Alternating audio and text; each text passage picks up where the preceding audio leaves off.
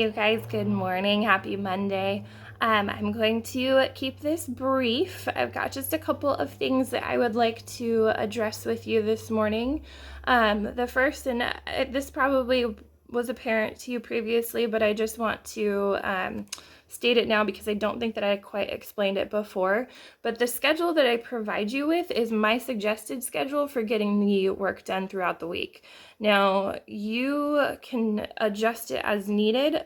I don't want you to just procrastinate and say, oh, none of this is technically due until Friday, so I'll just wait until Thursday to do it. That is not the goal.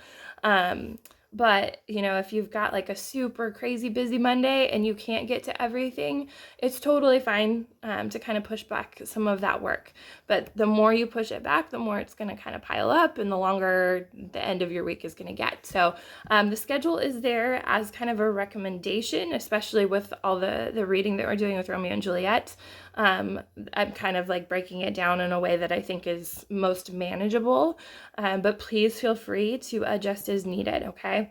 The other thing with that hopefully for some of you is some good news, is that originally we had started out saying that for this class, we didn't want you to spend any more than 45 minutes a day on it. That has been reduced a little bit. So now we're looking at more around like 35 minutes to like 38 minutes a day. Is a weird number, but that's kind of our goal, is to not have you working on anything for this class beyond that time frame. So everything that I'm planning, at least to the best of my knowledge and the best that I can kind of guess at, should fit within those time parameters according to the schedule that I've laid out for you. Of course, if you adjust that schedule, then that time limit doesn't quite always work. So that's why I've kind of recommended doing things the way that I have. But again, take it as you need it. Do what you need to do to make it work so that you can get everything done by Friday. Okay. Now on the agenda, you'll see that I have today, it says to watch this video, and then every other day it says to check for video announcements.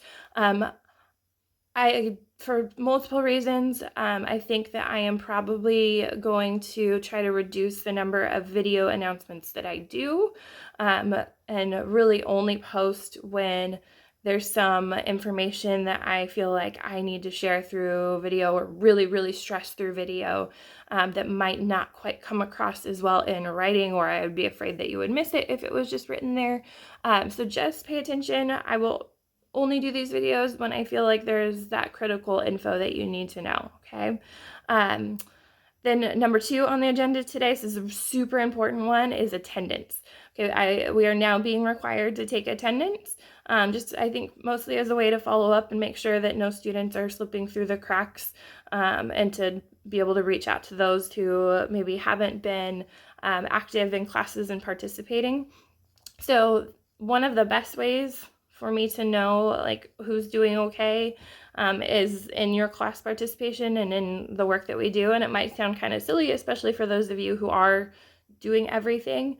But what I would really love for you to do, all of you, no matter how much work you're actually doing for class, is to take attendance. And it is super, super simple. It's literally just clicking a button to say that you're quote unquote here. And that's it. Okay. So please, please do that.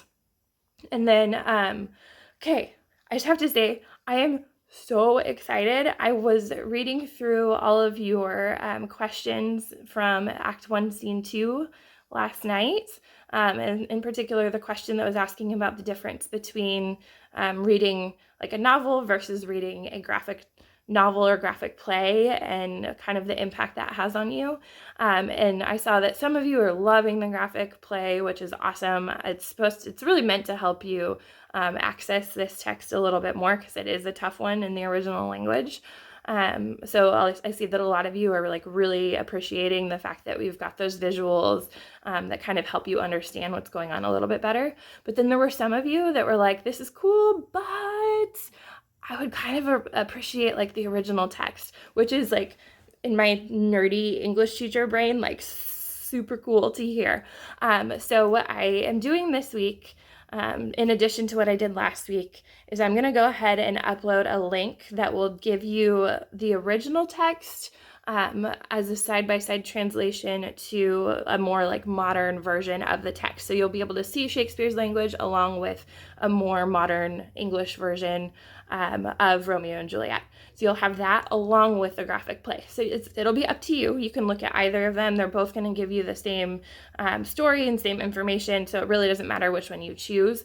But I wanted to make that available to those of you who maybe almost found it like difficult or challenging to be reading the graphic novel instead of the actual text. So super excited to see that, you guys. So those will be there for you. You have your reading schedule broken down.